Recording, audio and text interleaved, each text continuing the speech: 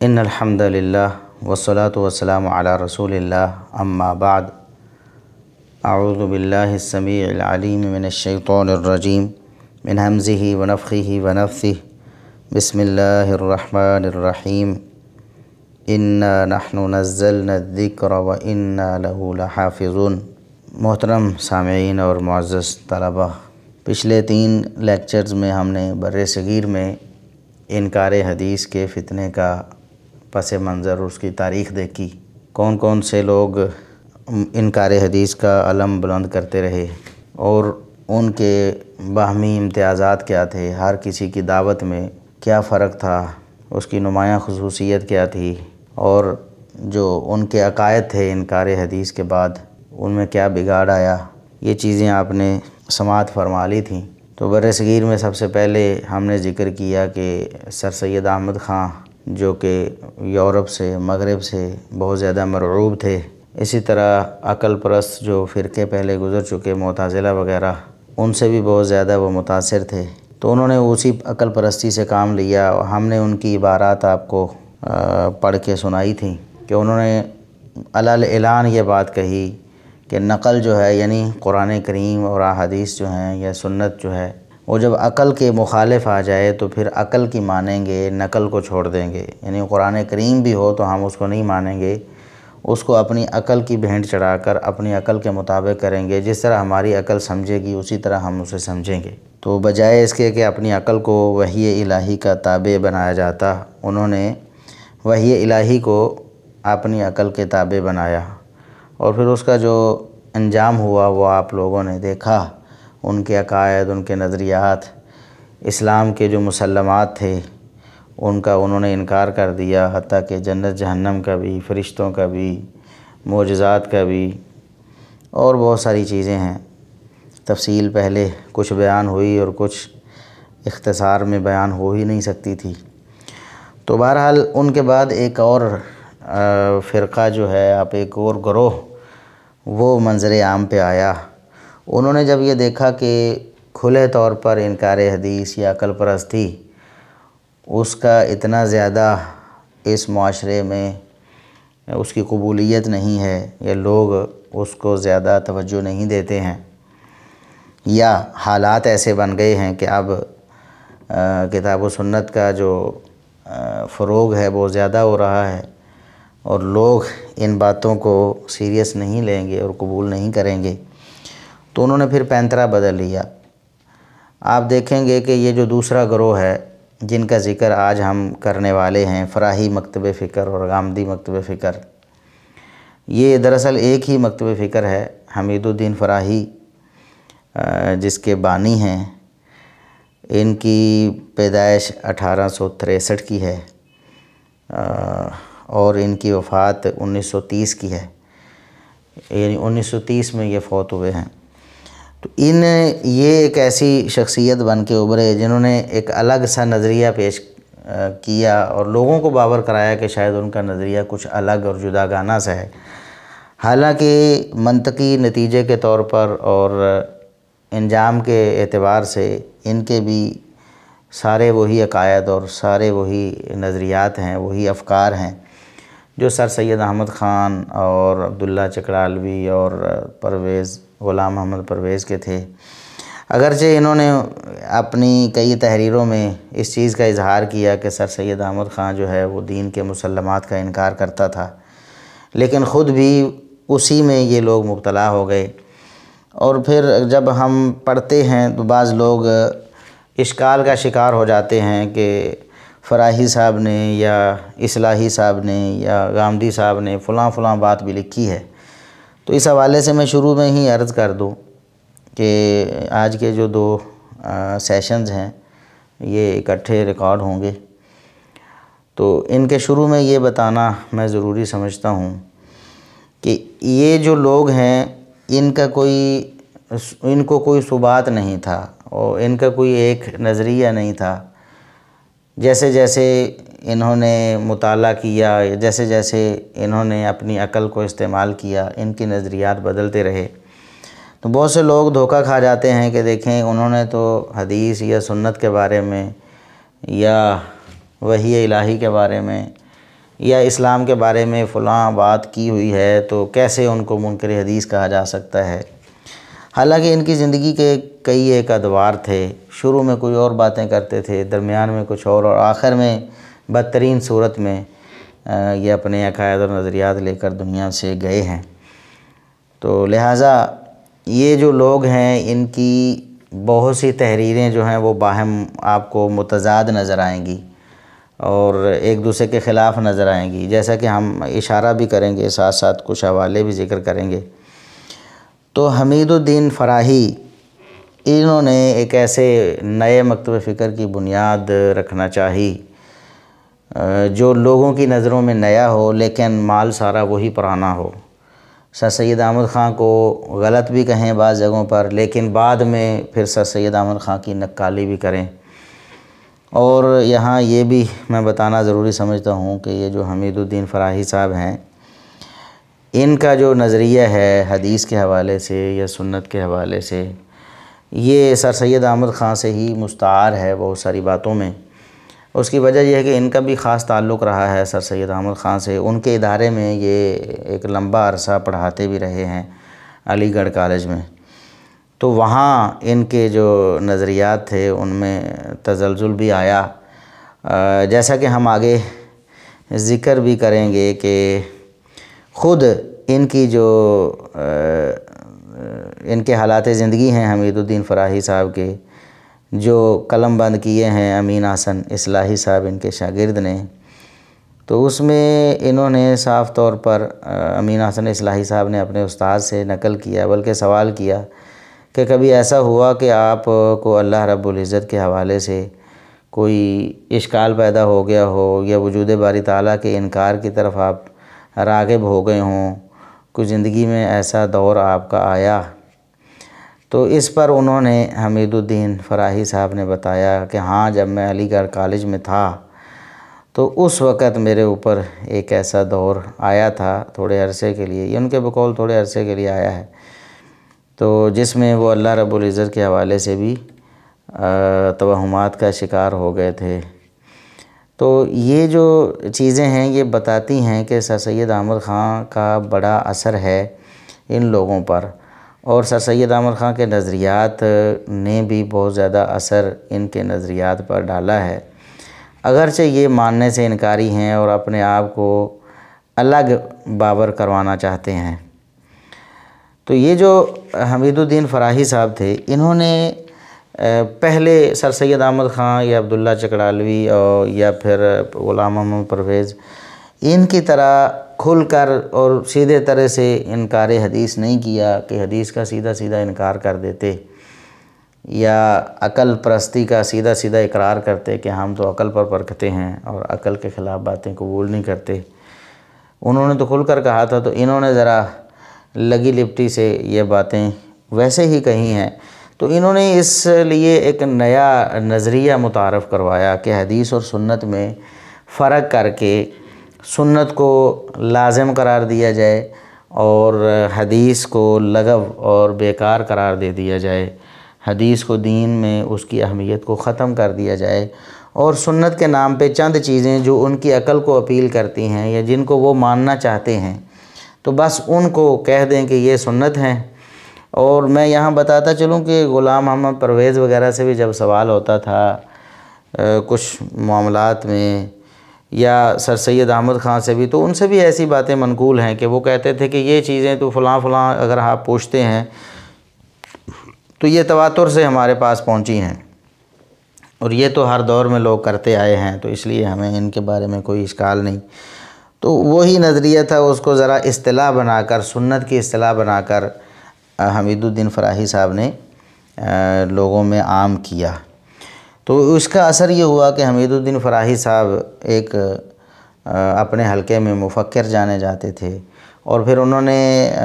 قرآن کریم کی تفسیر بھی لکھنی شروع کی نظام القرآن کے نام سے۔ اسی طرح قرآن کریم کے حوالے سے بہت ساری کتابیں انہوں نے لکھی ہیں، حکمت القرآن، اسالیب القرآن، اوصاف القرآن، فقہ القرآن، اسباب النزول، اقسام القرآن وغیرہ بہت ساری کتابیں ہیں، یا چھوٹے چھوٹے رسالے ہیں، بہرحال انہوں نے لکھے ہیں۔ تو قرآن کریم پر کام کے حوالے سے یہ معروف تھے اور ایک مفسر کی حیثیت سے اور ایک مفکر کی حیثیت سے معروف تھے۔ تو انہوں نے ایک ایسا نظریہ متعارف کروایا جو لفظوں میں بظاہر اتنا برا نظر نہیں آتا تھا، لیکن انجام کے اعتبار سے وہ سیدھا سیدھا انکار حدیث تھا۔ تو انہوں نے وہی طریقہ اختیار کیا جو بعض اہل الرائے نے اپنی تقلید کو بچانے کے لیے یا اپنے غلط معتقدات کو یا اعمال کو بچانے کے لیے بہت عرصہ پہلے سے استعمال کیا ہوا تھا کہ حدیث اور سنت میں فرق کر لیا جائے۔ جب کتاب و سنت کے مطابق اعمال یا عقائد کی بات آئے، خصوصاً نماز، روزہ، حج، زکوٰۃ وغیرہ اور فقہی احکام جو ہیں ان کے استنباط کا مسئلہ آئے، تو حدیث کو رد کرنا ہو تو آسانی سے یہ کہہ کر رد کر دیں کہ یہ حدیث ہے، ہم تو سنت پر عمل کرتے ہیں۔ جیسا کہ کئی ایک احناف جو ہیں ان کے اکابر وہ اس چیز کا اظہار کرتے رہے۔ انہوں نے حدیث کی تعریف یہ کر دی کہ جو نبی کریم صلی اللہ علیہ وسلم نے زندگی میں ایک دفعہ کیا ہو، ایک آدھ بار کیا ہو عمل، وہ تو حدیث ہوتا ہے، اور جس پر آپ نے ہمیشگی کی ہو، ساری زندگی جس پر آپ قائم رہے ہوں، اس کو سنت کہتے ہیں۔ چنانچہ رفع الیدین کے بارے میں انہوں نے کہا کہ رفع الیدین جو ہے وہ حدیث ہے، یہ جتنی آپ پیش کرتے ہیں یہ حدیثیں ہیں، جبکہ سنت نہیں ہے۔ سنت وہ ہے جس پر آپ ہمیشگی کریں، لہٰذا آپ جناب آخری نماز نبی کریم صلی اللہ علیہ وسلم سے ثابت کریں کہ آپ نے رفع الیدین کے پاس ساتھ پڑھی ہو۔ بہرحال اس طرح کی باتیں وہ کرتے ہیں، اس کے جوابات بھی علماء دے چکے ہیں، یہاں اس پر تفصیل کرنے کی ضرورت نہیں ہے۔ اسی طرح اور بہت ساری چیزیں جو ہیں ان کو بھی حدیث کہہ کر اور سنت میں فرق کر کے اور کہتے ہیں کہ ہم سنت پر عمل کرتے ہیں، حدیث پر عمل نہیں کرتے۔ تو یہ ایک اہل الرائے کا طریقہ پہلے سے رہا ہے۔ پھر بعض لوگوں نے ایک اور بھی اس میں تعریف کرنے کی کوشش کی کہ جو آحاد ہیں، اخبار آحاد ہیں، ان کو حدیث کہہ دیا، اور جو اخبار متواتر ہیں ان کو سنت کہہ دیا، اور کہا کہ جو ہم متواتر حدیث ہیں ان کو سنت کہتے ہیں، اور وہ تو واجب الاتباع ہیں، وہ یقینی اور قطعی ہیں، اور جو احادیث ہیں یعنی اخبار آحاد ہیں وہ ظنی ہیں، اس لیے ان پر یقین کی بنیاد نہیں ڈالی جا سکتی۔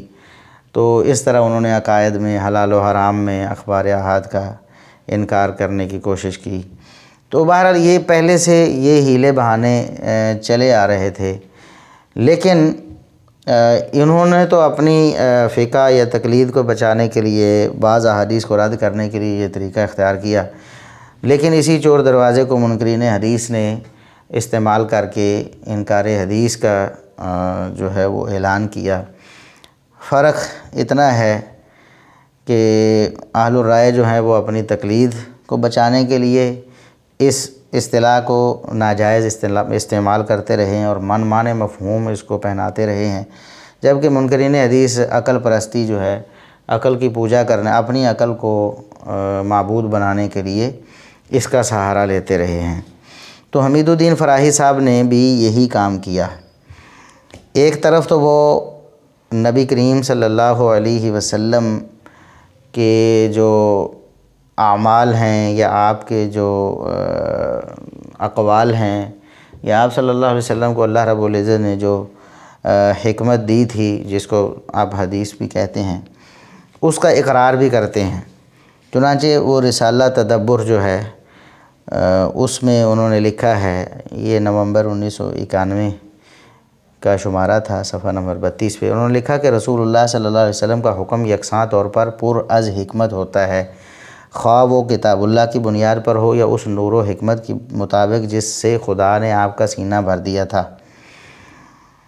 اور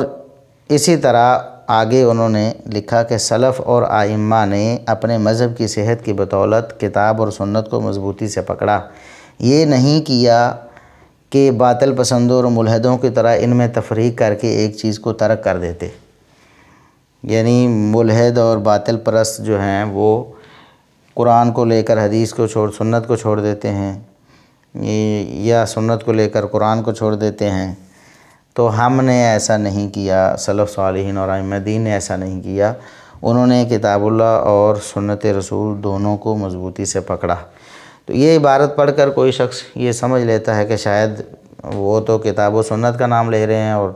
باقی جو اہل السنہ ہیں وہ بھی کتاب و سنت کا نام لیتے ہیں، تو شاید حمید الدین فراہی صاحب اور اہل سنت کے افکار نظریات ایک جیسے ہیں،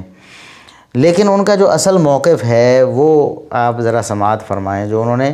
اپنی تفسیر نظام القرآن کے مقدمے میں لکھا، مقدمہ تفسیر نظام القرآن صفحہ 27 پہ وہ کہتے ہیں کہ ایک اور قابل لحاظ حقیقت یہ ہے کہ قرآن سے جو کچھ ثابت ہے اس میں اور فرع سے جو کچھ معلوم ہو اس میں فرق کرنا چاہیے۔ یہ اصل ان کا جو موقف ہے، وہ کہتے ہیں جو قرآن سے معلوم ہو اس میں بھی فرق کرنا چاہیے اور جو فرع سے معلوم ہو اس میں فرق کرنا چاہیے، یعنی قرآن اور چیز ہے اور فرع اور چیز ہے، دونوں کو خلط ملط نہیں کرنا چاہیے، کیونکہ قرآن میں جو کچھ ہے وہ قطعی ثابت ہے اور فرع میں وہم و ظن کی گنجائش ہے۔ پس اگر کوئی شخص فروع میں سے کسی کی بات کا منکر ہو تو وہ قرآن کے منکر کی طرح نہیں ہو سکتا۔ یعنی اب انہوں نے فرق ڈالنا شروع کر دیا ہے۔ پہلے تو انہوں نے کہا کہ کتاب و سنت میں فرق نہیں کرتے ائمہ اور سلف صالحین، باطل پرست اور ملحد فرق کرتے ہیں، اور اب انہوں نے کہا کہ نہیں، قرآن سے جو کچھ ثابت ہوتا ہے وہ اصل ہے اور قرآن کے علاوہ جو کچھ بھی ہے وہ فرع ہے۔ اب آپ سمجھ سکتے ہیں کہ حدیث کہیں یا سنت کہیں یا جو بھی کہیں،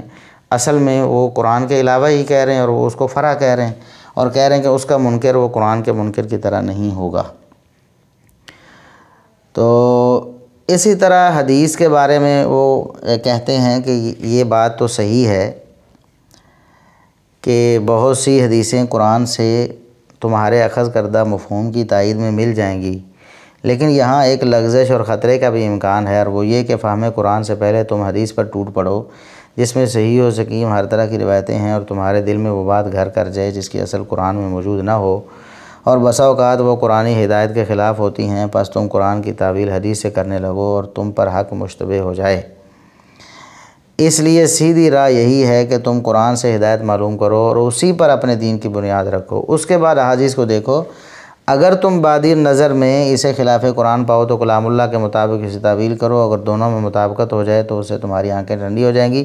اور اگر ایسا نہ ہو سکے تو حدیث کے معاملے میں توقف اختیار کرو اور قرآن کے مطابق عمل کرو۔ یہ التکمیل میں صفحہ 65 میں التکمیل، اس میں انہوں نے لکھا ہے فراہی صاحب نے۔ اب دیکھیں بڑی ہوشیاری کے ساتھ انہوں نے کہا کہ قرآن کو آپ سمجھ رہے ہوں تو پھر حدیث اگر آپ کی عقل کے مطابق بادی نظر میں، یعنی آپ کے خیال میں آپ کو قرآن کے مطابق لگے تو بس ٹھیک ہے، پھر تو ٹھیک ہے، لیکن اگر آپ کو قرآن کے خلاف آپ کی عقل نہ مانے اس کو، تو پھر آپ اپنی عقل کے مطابق اس کو ڈھال لو یا پھر اس کو رد کر دو اور قرآن کے مطابق عمل کرو۔ اور پھر انہوں نے بڑی چالاکی کے ساتھ درمیان میں صحیح و سقیم ہر طرح کی روایتیں ہوتی ہیں یہ کہہ کر مشکوک کر دیا معاملے کو عام لوگوں کے سامنے کہ حدیث تو پھر حدیث میں جھوٹ بھی ہے، سچ بھی ہے، حالانکہ ایسا نہیں ہے۔ جیسا کہ صحیح البخاری ہے، صحیح مسلم ہے، تو یہ تو الگ کتابیں کر دی گئی ہیں، صحیح احادیث کو ضعیف احادیث سے الگ کر دیا گیا ہے۔ باقی کتابوں میں بھی محدثین کے جو قواعد اور ضوابط ہیں، اصول الحدیث، وہ بڑے واضح ہیں، ان کے ذریعے کھرے کھوٹے کو الگ کیا جا سکتا ہے، اور یہی تو محدثین کی محنت ہے جو صدیوں پر محیط ہے اور جس سے اسلام کی بقا ہے۔ تو اس کا سرے سے انکار کر کے یہ کہہ دیا کہ حدیث تو ضعیف بھی ہوتی ہے اور صحیح بھی ہوتی ہے، لہٰذا آپ جو ہے وہ اشکال میں پڑ جائیں گے، کہیں یہ نہ ہو کہ آپ قرآن کے خلاف حدیث پر عمل کرنے لگ جاؤ۔ تو یہ ساری چیزیں وہ اسی لیے یہ لوگوں کے سامنے پیش کرتے تھے کہ لوگوں پر حق مشتبہ ہو جائے، حدیث کا معاملہ مشکوک ہو جائے اور وہ حدیث کو ایک زائد چیز سمجھ لیں جس کا کوئی فائدہ نہیں ہے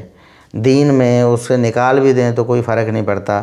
یہی بات انہوں نے سمجھانے کی کوشش کی ہے۔ اسی طرح ایک اور جگہ وہ لکھتے ہیں کہ ایسی حدیث کے ذریعے تفسیر کرنے میں جو مناسب حال ہو کوئی حرج نہیں، جبکہ عقیدہ و مذہب کا اس بات مقصود نہ ہو لیکن اس کے باوجود وہ ظنی ہوگی۔ کیا بتا رہے ہیں کہ حدیث کے ذریعے تفسیر تب آپ کر سکتے ہیں جب آپ کو لگے کہ یہ ٹھیک ہے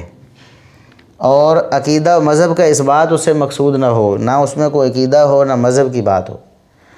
بھئی پھر اس کا مطلب کیا؟ حدیث کو پھر آپ نے کیا مانا ہے؟ ایک لغو چیز، ایک زائد چیز کہ ٹھیک ہے مل جائے تو ٹھیک ہے، اور اگر آپ کے خیال کے مطابق صحیح ہو تو ٹھیک ہے، نہیں تو اس کو پھینک دو اور آپ اپنی مرضی اور اپنی عقل چلاتے رہو۔ تو کہتے ہیں کہ میں اسے لے لیتا ہوں ظنی، کہتے ہیں وہ ظنی ہوگی، مشکوک ہوگی، میں اسے لے لیتا ہوں لیکن دوسرے معنی کا امکان رہتا ہے۔ کہتے ہیں اگر تفسیر میں آپ حدیث کو لے بھی آئے ہیں تو تب بھی حدیث سے یہ طے نہیں ہوتا کہ اس آیت کا یہی مفہوم ہے، بلکہ دوسرے معنی کا بھی احتمال ہے، آپ کوئی اور معنی بھی کر سکتے ہیں اس کو چھوڑ کر۔ یعنی رسول اللہ صلی اللہ علیہ وسلم کا جو ایک فرمان ہے جو قرآن کریم کی ایک آیت کی تفسیر کر رہا ہے، تو کہتے ہیں اس کو آپ لے بھی لیں تب بھی آپ کو خود حق ہے کہ آپ کوئی اور معنی کر لیں، کیونکہ اس کی حیثیت مشکوک سی ہے۔ اسی طرح یہ جو ان کے اور بھی بہت ساری عبارتیں ہیں، جیسے اسی مقدمہ تفسیر میں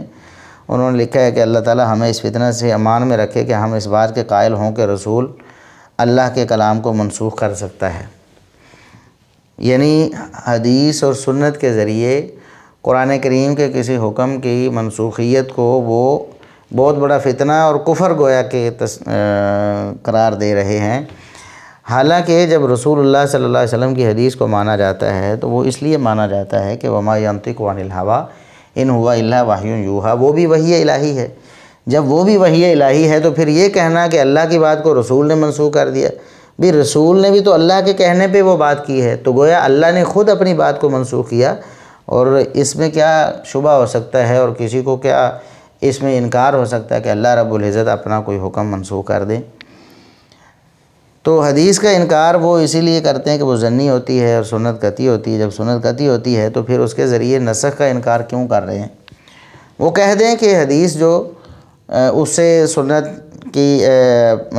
منسوخ نہیں ہوتی، اس سے قرآن منسوخ نہیں ہوتا، لیکن سنت سے منسوخ ہو جاتا ہے، کیونکہ سنت ان کے نزدیک قطعی ہے۔ اسی وجہ سے تو وہ حدیث کا انکار کرتے ہیں کہ وہ ظنی ہے، اور سنت کو لینے کی بات کرتے ہیں کہ وہ قطعی ہوتی ہے۔ لیکن یہاں پر انہوں نے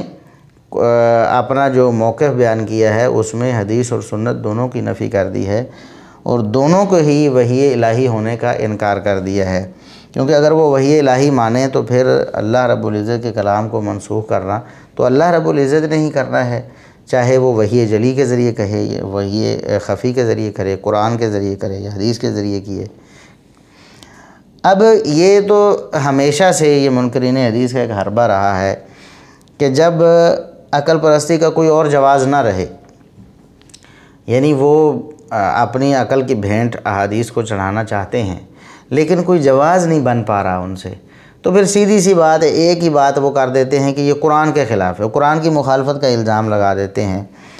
تو یہی کام انہوں نے کیا ہے حمید الدین فراہی صاحب نے۔ تو انہوں نے مقدمہ تفسیر میں لکھا ہے کہ سب سے زیادہ تعجب ان لوگوں پر ہے جو ایسی روایتیں تک قبول کر لیتے ہیں جو نصوص قرآن کی تکذیب کرتی ہیں، مثلا حضرت ابراہیم علیہ السلام کے جھوٹ بولنے کی روایت یا محمد صلی اللہ علیہ وسلم کے خلاف وحی قرآن پر دینے کی روایت۔ تو اصل میں یہ ایک بیماری ہے، وہ قرآن کریم کے خلاف بنا کر حدیث کو، اس پر امام ابن حبان رحمۃ اللہ علیہ نے، امام ابن حزم رحمۃ اللہ علیہ نے بھی کئی دفعہ بڑا سخت لکھا ہے کہ یہ کیا تمہاری روش ہے کہ تم جس حدیث کو چاہو جناب تو دوسری حدیث کے خلاف کر کے ٹھکرا دو، جس حدیث کو کہو تو قرآن کے خلاف کر کے ٹھکرا دو۔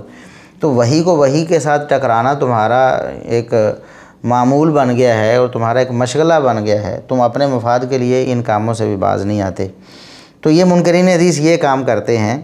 کہ جب ان کے پاس کوئی جواز نہیں رہتا تو پھر اس کو قرآن کے خلاف کہنے کی کوشش کرتے ہیں، حالانکہ قرآن کے خلاف ہونے کا بھی فیصلہ ان کی عقل نے کیا ہے نا۔ اتنے 100 سال گزر گئے، صدیاں بیت گئیں، 1400 سال محدثین، مفسرین، فقہاء، علماء دنیا میں آئے اور انہوں نے تفسیریں بھی لکھیں، احادیث کو مدون کیا، حدیث کی شروحات بھی لکھیں، لوگوں کو دین سکھایا بھی اور اس کی ترویج و اشاعت بھی کی، لیکن کسی کو یہ نہ لگا کہ ابراہیم علیہ السلام کی جو روایت ہے جس کو وہ کہہ رہے ہیں کہ ان کے جھوٹ بولنے کی روایت ہے، تو ان کو قرآن کریم کے خلاف نہ لگی، تو ان کو 1400 سال بعد کہاں سے یہ وحی آ گئی، شیطان نے ان کو القاء کر دیا کہ یہ قرآن کریم کے خلاف ہے۔ تو اس پر بھی علماء نے بہت زیادہ لکھا ہوا ہے، بہت زیادہ مقالات علماء کے موجود ہیں کہ ابراہیم علیہ السلام کی جو حدیث ہے وہ قرآن کے خلاف ہے ہی نہیں۔ تو بہرحال یہ ان کا ایک حربہ ہے اور انہوں نے وہی حربہ اختیار کیا ہے۔ پہلے بھی منکرین حدیث کا جب آپ نے تذکرہ سنا ہے، جو کھلے عام انکار حدیث کرتے تھے، تو وہ بھی اس طرح کی باتیں کرتے تھے کہ روایتوں کے پیچھے تم نے قرآن کو جھٹلا دیا ہے، یہ قرآن کے خلاف ہیں اور قرآن کو ہم مانیں گے، ان کو نہیں مانیں گے۔ تو یہ پرانے منکرین حدیث کا بھی حربہ ہے اور انہوں نے بھی اسی حربے کو اپنایا ہے۔ اب یہ جو قرآن کریم اور احادیث کا جو ایک تعلق ہے تفسیر کا، تو یہ اس کے بہت زیادہ خلاف ہیں، بجائے اس کے کہ وہ حدیث کو، رسول اللہ صلی اللہ علیہ وسلم کے فرامین کو قرآن کریم کی تفسیر کا ایک اتھینٹک سورس مانتے۔ انہوں نے اپنی عقل کو تو اتھینٹک سورس مان لیا، ٹھیک ہے، اور جاہلی جو شعراء ہیں، عرب شعراء، جن کے قول کی، جن کے شعروں کی سند بھی نہیں ان کے پاس،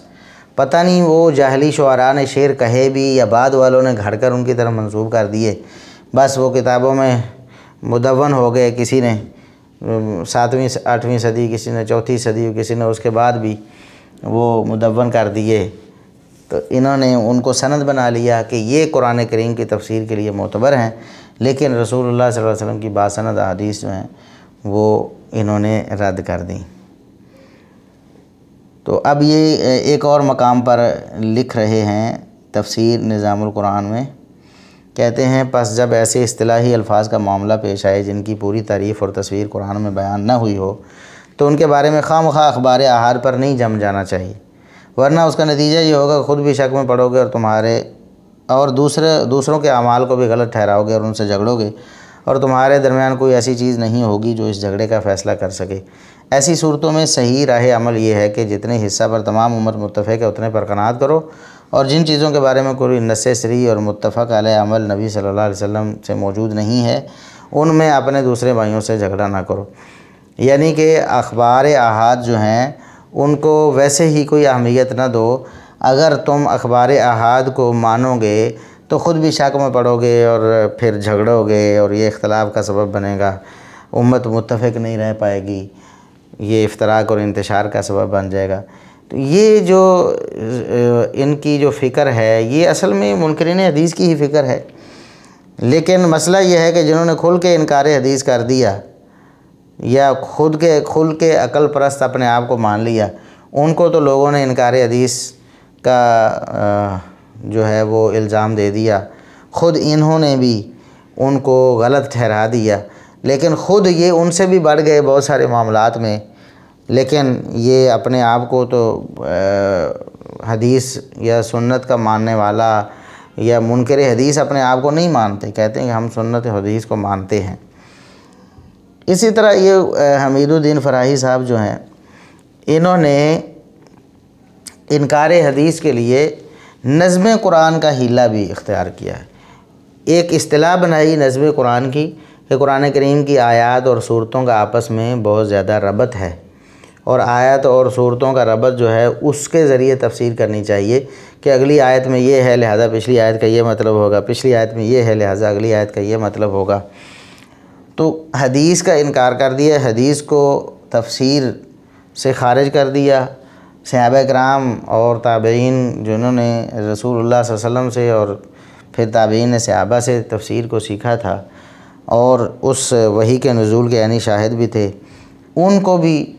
فارغ کر دیا، ان کی بھی تفسیر کو اہمیت نہ دی، لیکن خود اپنی عقل میں جو ربط آنے والا ربط ہے، ہر شخص کی عقل میں الگ الگ ربط آئے گا۔ جب وہ بیٹھے گا لکھنے کے لیے تو کسی کو کوئی ربط نظر آئے گا، کسی کو کوئی آئے گا، کسی کو کوئی آئے گا،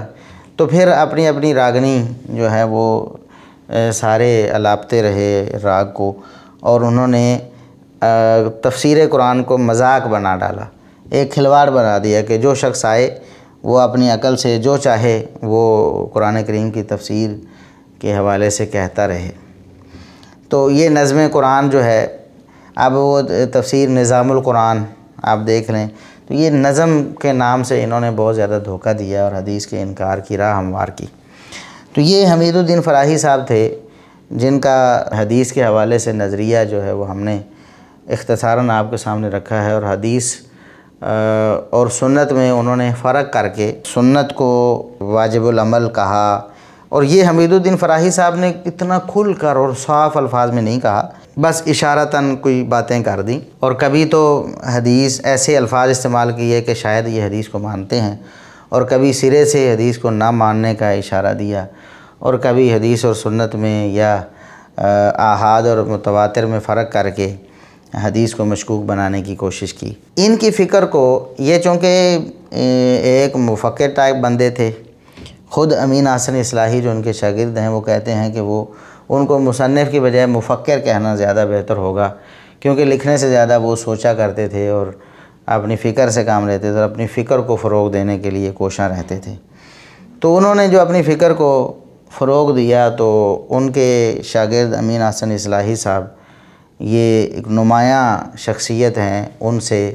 استفادہ کرنے والوں میں سے، اور پھر یہ بالکل آخری عمر میں ان کے پاس رہے، تقریباً 5-6 سال یہ کہتے ہیں کہ میں نے اپنے استاد صاحب کے ساتھ گزارے ہیں، اور ظاہر ہے کہ جو آخر میں آخری دور میں استاد کے ساتھ رہتا ہے تو اس کے پاس جو آخری جو فکر ہوتی ہے استاد کی وہ موجود ہوتی ہے۔ تو یہ فکر فراہی جو ہے اس کو پھر امین احسن اصلاحی صاحب نے آگے منتقل کیا، اور ہمیشہ سے یہ ہوا ہے کہ منکرین حدیث جو ہیں یہ استاد اور شاگرد اور یہ ان کا آپس میں بھی اتنے بڑے اختلافات ہوتے ہیں، کیونکہ عقل پرستی ان کے اندر ہوتی، ہر شخص اپنی عقل کو معیار بنائے بیٹھا ہوتا ہے، تو پھر استاد سے بھی آگے 2-4 ہاتھ اصلاحی صاحب نکل گئے۔ تو انہوں نے نظم قرآن کے حوالے سے اس طرح اتنا غلو کیا ہے اور تحریف معنوی کا ارتکاب کیا ہے قرآن کریم میں کئی جگہوں پر، کہ پھر دیکھ لیں کہ فراہی صاحب کی جو فکر ہے انہوں نے جو منتقل کی آگے، اس میں متفق علیہ احادیث کا انکار کر دیا، بہت ساری منکر اور ضعیف روایات سے استدلال کیا، محدثین کے جو وضع کردہ اصول حدیث ہیں، حدیث کو پرکھنے کے اصول ہیں، ان کو چھوڑ کر اپنی طرف سے اصول جو ہیں بنا لیے، تاکہ جس صحیح حدیث کو انہوں نے رد کرنا ہو اس کو آسانی سے رد کر دیں، اور جس جھوٹی روایت کو بھی ماننا ہو اس کو آسانی سے وہ اپنے لیے قابل عمل بنا سکے۔ اسی طرح قرآن کریم میں جو بہت سارے حقائق ہیں ان کو جھٹلانے کے لیے قرآن کریم کی تفسیر میں اپنی طرف سے یعنی گھپلے کیے، اپنی طرف سے تفسیر کر کے قرآن کریم میں بہت سارے جو معجزات ہیں اور اس طرح دیگر باتیں ان کا انکار کر دیا، بڑے احکام بھی ہیں جن کا انکار کیا انہوں نے، محدثین کرام پر جھوٹ باندھے انہوں نے، اسی طرح بہت ساری یعنی معنوی تحریف انہوں نے کی ہے قرآن کریم کی تفسیر میں، اسلامی مسلمات کا انکار، جیسا کہ معراج کا انکار کر دیا، نزول عیسیٰ کا، رفع عیسیٰ یعنی آسمانوں کی طرف عیسیٰ علیہ السلام کا اٹھایا جانا اس کا انکار، دجال کا انکار کر دیا، اور صرف ان چیزوں کے انکار پر ہی انہوں نے بس نہیں کی اصلاحی صاحب نے، بلکہ انہوں نے باقاعدہ طور پر مذاق اڑایا ہے ان احادیث کا جن احادیث میں ان ساری چیزوں کی تفاصیل بیان ہوئی ہیں۔ اس کا ہم تھوڑا سا اختصار کے ساتھ ذکر کرتے ہیں۔ یہ جو لوگ ہیں ان کے انکار حدیث کا جو اسلوب ہے وہ زیادہ خطرناک ہے، کیونکہ لوگ سمجھتے ہیں کہ شاید یہ حدیث کے منکر نہیں ہیں، ہم ان کے سامنے اگر ان کو کہیں کہ یہ منکرین حدیث ہیں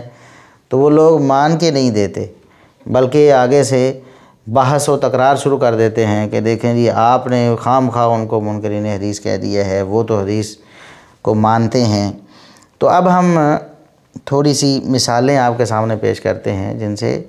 آپ کو پتہ چلے گا کہ یہ حدیث کو مانتے ہیں کہ نہیں مانتے۔ اب رجم کے حوالے سے یہ ایک بڑا مشہور و معروف مسئلہ ہے کہ فراہی صاحب اور اصلاحی صاحب اس رجم کی جو حد ہے اس کے منکر ہیں، اور پھر اس کے بعد غامدی صاحب بھی، جیسا کہ آگے ان کا ذکر بھی آنے والا ہے، وہ بھی اس کے منکر ہیں، کیونکہ یہ ایک ہی فکر ہے اور ایک ہی یہ سلسلہ ہے جس میں یہ سارے پروئے ہوئے ہیں۔ تو اصلاحی صاحب نے شادی شدہ زانی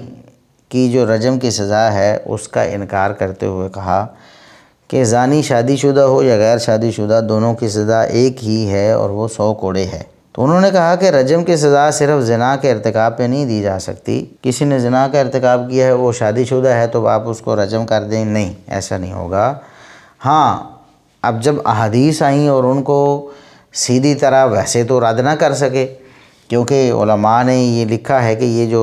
رجم کی احادیث ہیں یہ درجنوں صحابہ کرام سے مروی ہیں، تواتر کی حد تک پہنچتی ہیں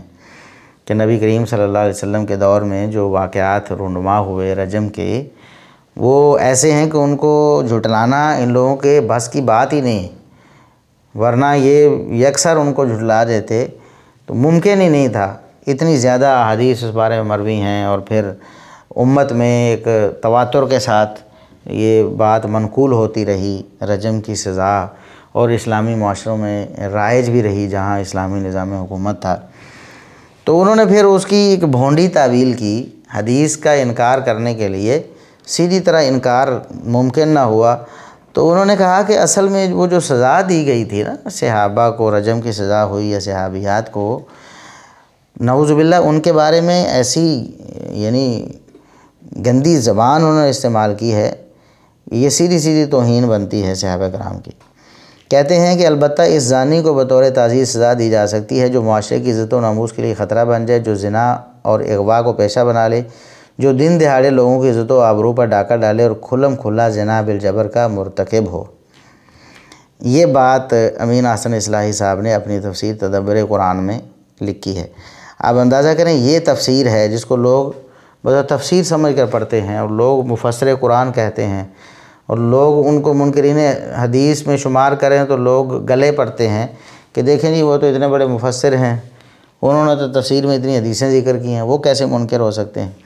اب دیکھیں، رجم کی جو سزا حدیث میں موجود ہے اس کا انکار کرنے کے لیے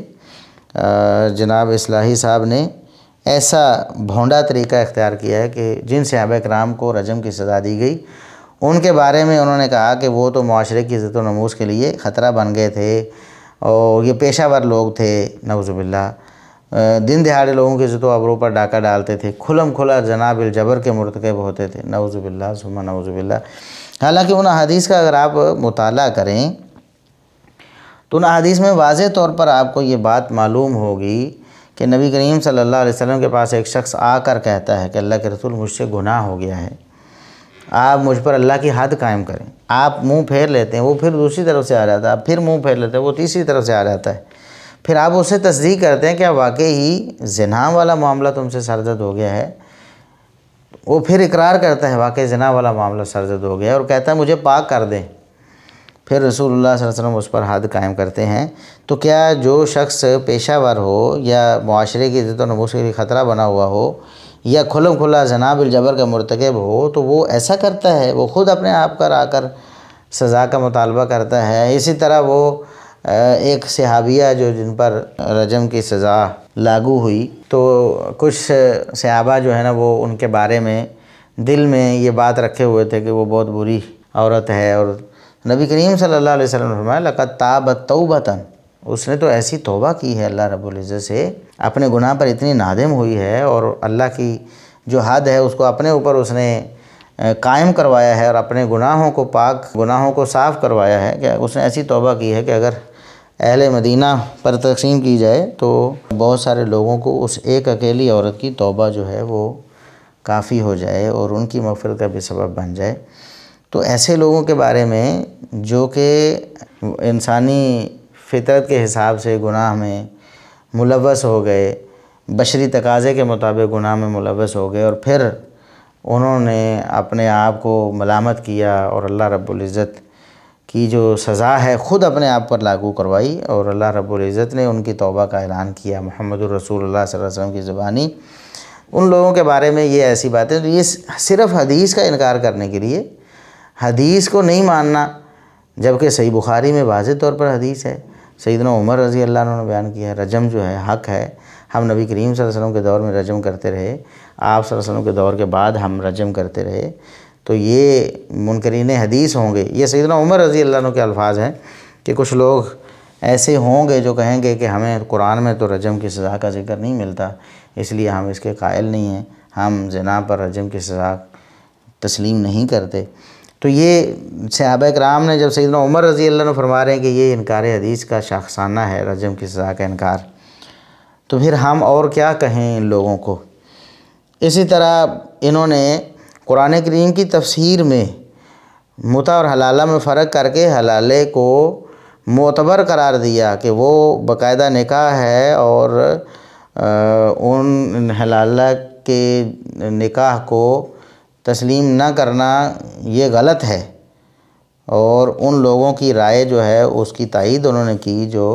حلالے والے نکاح کو نکاح مانتے ہیں، کہتے ہیں کہ یہ بالکل ٹھیک ہے،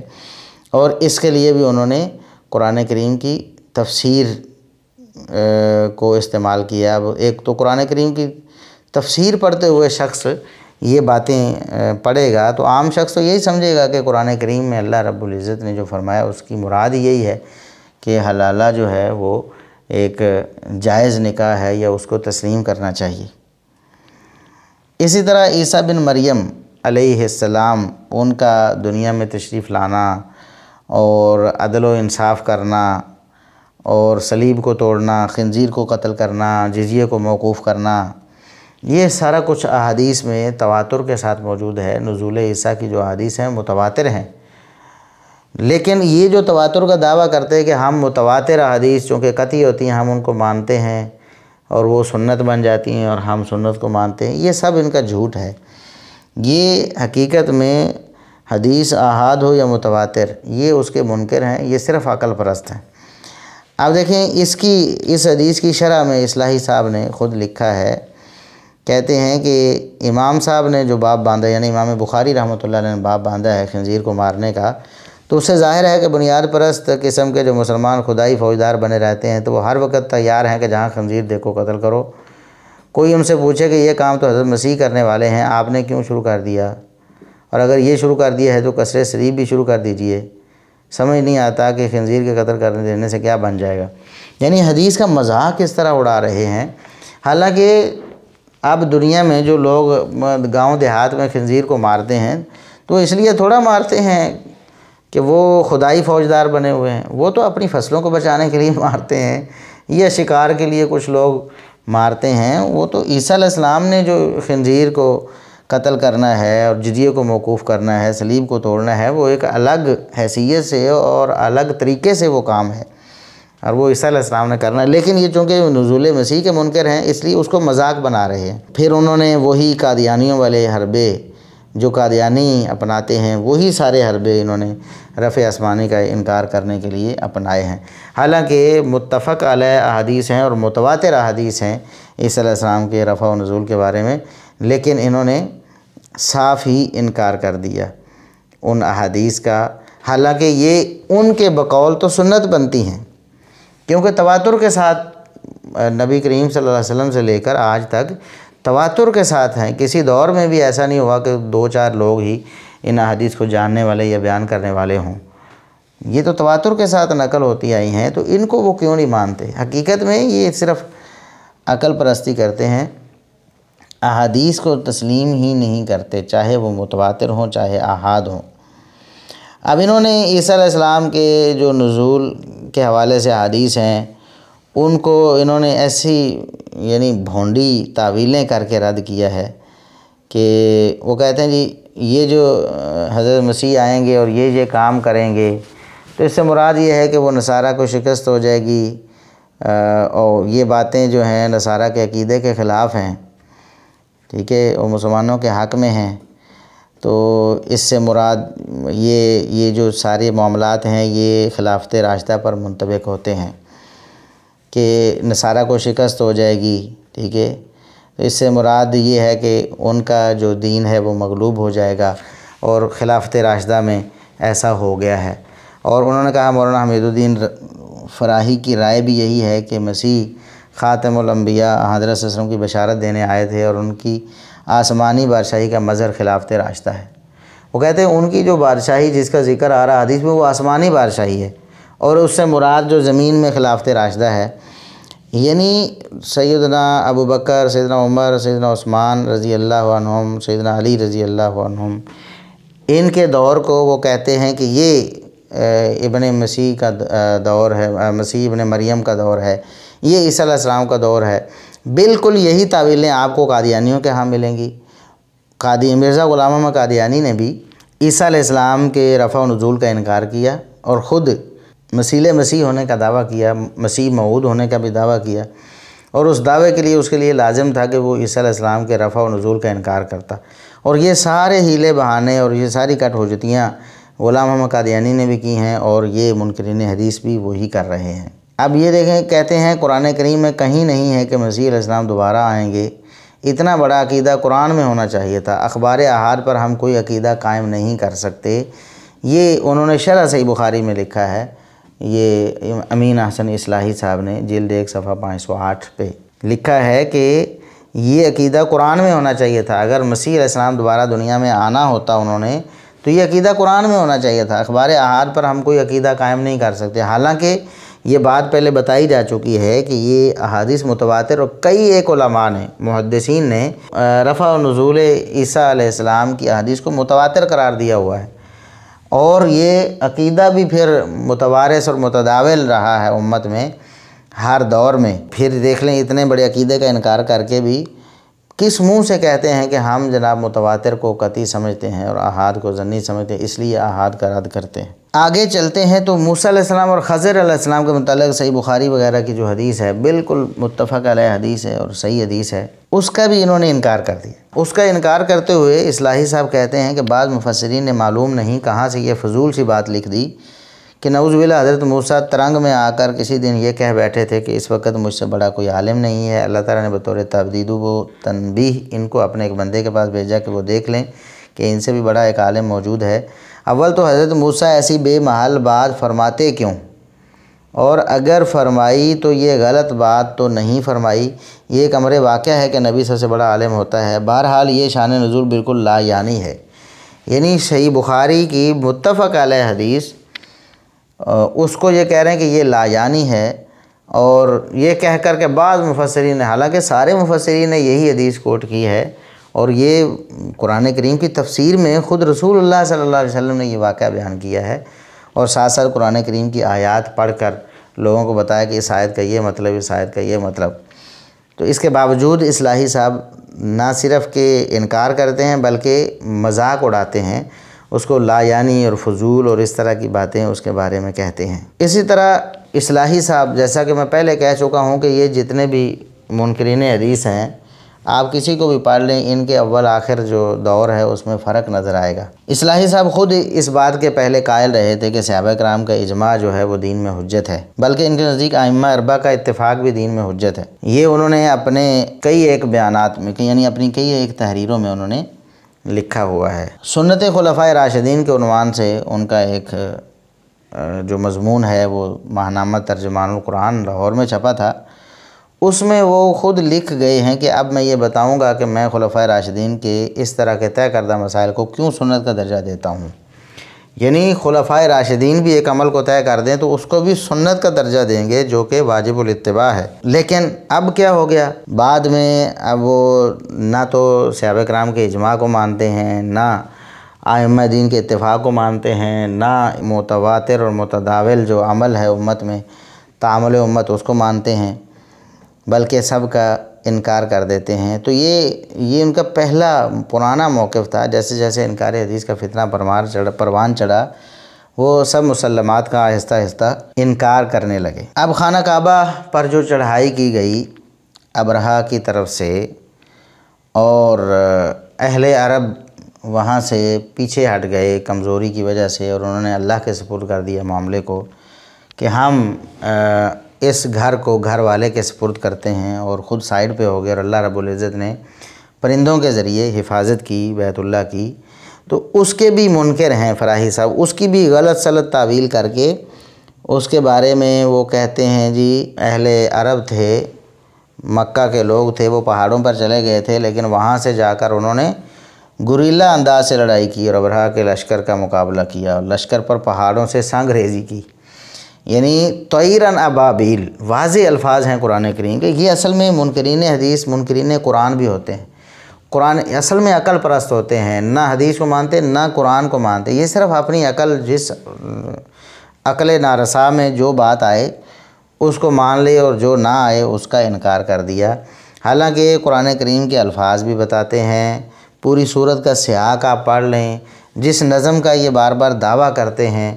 نظم قرآن، اس کے حساب سے بھی دیکھیں تو قرآن کریم کی آیات یہ کھول کر بیان کر رہی ہیں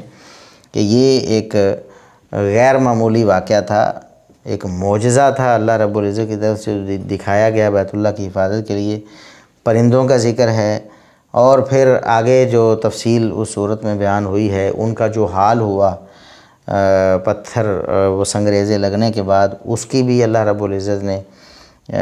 جو تفصیل بیان کی ہے، اس کو اگر پڑھا جائے تو ان کی یہ ساری جو بودی تعویلیں ہیں اور یہ جو گندی تفسیر انہوں نے کرنے کی کوشش کی ہے، اور یہ قرآن کریم کی آیات کا گویا انکار کیا ہے انہوں نے، تو اس کا پردہ سارا فاش ہو جاتا ہے۔ لیکن یہ لوگ اصل میں یہ عقل پرست ہیں۔ یہ دیکھیں جتنے بھی عقل پرست آپ کو ملیں گے اس طرح کی باتیں، عذاب قبر کا بھی انکار کر دیا میاں حسن اصلاحی صاحب نے، اور یہ صرف ان کے اپنے نظریات نہیں ہیں بلکہ وہ حمید الدین فراہی صاحب کے نظریات بھی، جیسا کہ پیچھے آپ نے سنا ہے، وہ کہہ دیتے ہیں کہ فراہی صاحب، حمید الدین صاحب کا، فراہی صاحب کا، میرے استاد صاحب کا بھی یہی موقف ہے، تو ورنہ وہ وضاحت بھی کئی دفعہ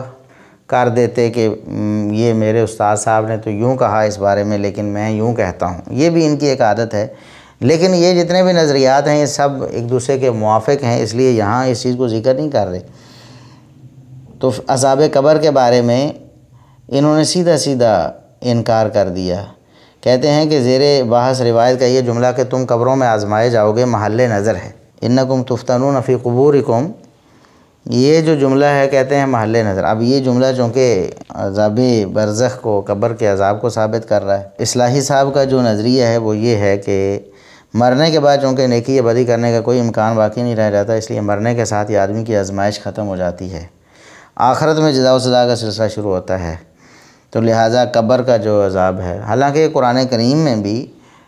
ذکر ہے آل فرعون کے بارے میں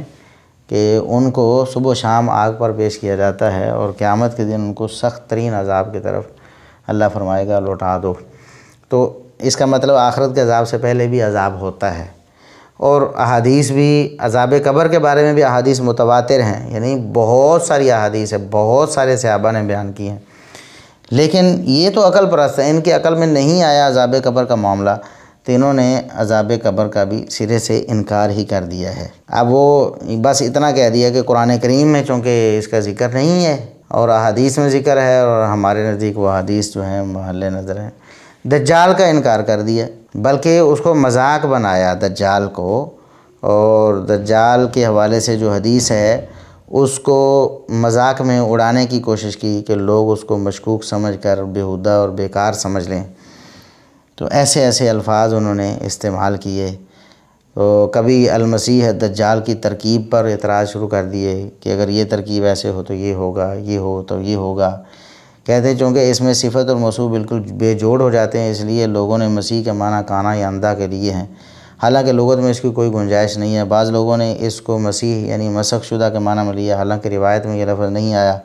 اگر مسیح دجال کو مضاف و مضاف الیہ کی ترکیب مانا جائے تو کچھ بات بن جاتی ہے، اس صورت میں مراد ہوگی دجال والا مسیح۔ تو یعنی عجیب و غریب اس کی ایسی یعنی غلط تشریح کی حدیث کی کہ لوگ اس کو حدیث کو پڑھ کر یہ حدیث کے بارے میں ان کے تاثرات پڑھ کر مان جائیں کہ واقعی یہ حدیث تو عجیب و غریب ہے، اس میں کوئی خود ہی الفاظ ہی اس کے درست نہیں ہیں۔ اب وہ اصلاحی صاحب نے لکھا کہ یہ کون شخصیت ہے اور اس کے کیا کارنامے ہیں، یعنی کہتے دجال کیا شخصیت اور اس کے کیا کارنامے ہیں۔ یہ ایسا انداز ہے، یعنی رسول اللہ صلی اللہ علیہ وسلم کے فرامین کو جھٹلانے کے لیے ایسے الفاظ، یہ جسارت اور جرأت جو ہے منکرین حدیث کے ہی نصیب میں آئی ہے، کسی مومن مسلمان کے نصیب میں نہیں آئی۔ تو یہ کچھ مثالیں تھیں ان کے انکار حدیث کی۔ معجزات کا انہوں نے سرے سے انکار کیا، یہ فراہی مکتب فکر نے۔ رسول اللہ صلی اللہ علیہ وسلم کی احادیث وہ حلت و حرمت سے تعلق رکھتی ہوں، اعتقاد سے تعلق رکھتی ہوں، وہ عبادات سے تعلق رکھتی ہوں، ان کا سرے سے انکار کیا۔ بلکہ پہلے جیسا کہ بیان کیا جا چکا ہے، وہ کہتے ہیں کہ قرآن کریم بس کافی ہے، اس کے علاوہ ہمیں ضرورت نہیں ہے اخبار احاد کی، وہ نہ ہونے کے برابر ہیں، ہمیں مناسب لگیں تو ہم لے لیں، ورنہ اس کو اگر ہم نے لے بھی لیا تو تب بھی اگر درست سمجھ کے بھی لے لی حدیث تو تب بھی ہم دوسرا معنی کر سکتے ہیں اس کا اور اس کو چھوڑ سکتے ہیں۔ تو یہ ان کی بے باکی ہے حدیث کے حوالے سے۔ تو حمید الدین فراہی صاحب اور امین احسن اصلاحی صاحب یہ دونوں انکار حدیث کے فتنے کو پروان چڑھانے کے لیے کوشاں رہے، اور انہوں نے ایک وہ جو سنت والا لفظ ہے نا اس کو استعمال کرنے کی کوشش کی، اور پھر جیسا کہ ہم آگے غامدی صاحب والا جو ہمارا لیکچر ہے اس میں ہم بتائیں گے کہ اس کو پھر اس لفظ کو پھر زیادہ استعمال کر کے پالش کر کے اس کے نئے نئے مفہوم بنا کر پھر انہوں نے امت کے سامنے پیش کیا، اور پھر اس کا چورن بیچ کر حدیث کا انکار کیا جناب جاوید احمد غامدی صاحب نے۔ تو امین احسن اصلاحی صاحب اور ان کے استاد حمید الدین فراہی صاحب کے حوالے سے اتنی معلومات پر ہی ہم اکتفا کریں گے کہ حدیث کے حوالے سے ان کا نظریہ بالکل منکرین حدیث والا ہے۔ وہ حدیث کو کوئی بھی اہمیت دینے کے لیے تیار نہیں، قرآن کریم کی تفسیر انہیں ماننے کے لیے تیار نہیں، انہیں حلت و حرمت کے احکام کا ماخذ اور مرجع ماننے کے لیے تیار نہیں، بلکہ ان کو وہ ایک بے وقت اور بالکل لا یعنی چیز سمجھتے ہیں، اور سنت کا لفظ بول کے کبھی کبھار وہ اس چیز کو دھوکے کے طور پر لوگوں کے سامنے رکھتے ہیں کہ ہم شاید سنت کو مانتے ہیں، حالانکہ وہ نہ قرآن کو مانتے ہیں نہ سنت کو مانتے ہیں، اور سنت اور حدیث میں اگر انہوں نے فرق کیا تو پھر حدیث کو بھی نہیں مانتے، سنت کو بھی نہیں مانتے، قرآن کو بھی نہیں مانتے، وہ صرف عقل پرستی سے کام لیتے ہیں۔ اور اس لیے ان کے سامنے جتنی بھی چیزیں آئیں مسلمات کے حوالے سے جو دین اسلام کی مسلمات ہیں، یعنی جن کا انکار کفر تک انسان کو لے جاتا ہے، تو ان کا بھی ارتکاب کرنے سے انہوں نے ذرا بھی ہچکچاہٹ اختیار نہیں کی۔ دجال جیسی حقیقت کا، یجوج ماجوج کا انکار کرنا، اسی طرح معنوی تحریف کرنا قرآن کریم کی تفسیر میں، اس طرح معجزات سارے کے سارے ان کا انکار کر دینا، معراج کا انکار کرنا، معراج جسمانی کا انکار، اور نزول عیسیٰ کا، رفع عیسیٰ کا، تو ان جیسی چیزوں، اجماع کا جیسے حد رجم کا انکار، اور پھر اپنی طرف سے صحابہ کرام کی گستاخی کے لیے صرف حدیث کا انکار کرنے کے لیے صحابہ کرام کو نعوذ باللہ گنڈا اور پیشہ ور اور نعوذ باللہ کھلم کھلا زنا بالجبر کا مرتکب قرار دینا، یہ ان لوگوں کا حربہ اور طریقہ رہا ہے۔ اللہ رب العزت ہمیں انکار حدیث کے فتنے سے محفوظ رکھے، اور ہمیشہ پوری زندگی نبی کریم صلی اللہ علیہ وسلم کی احادیث کی خدمت کا فریضہ سر انجام دینے کی توفیق عطا فرمائے۔ وآخر دعوانا الحمدللہ رب العالمین۔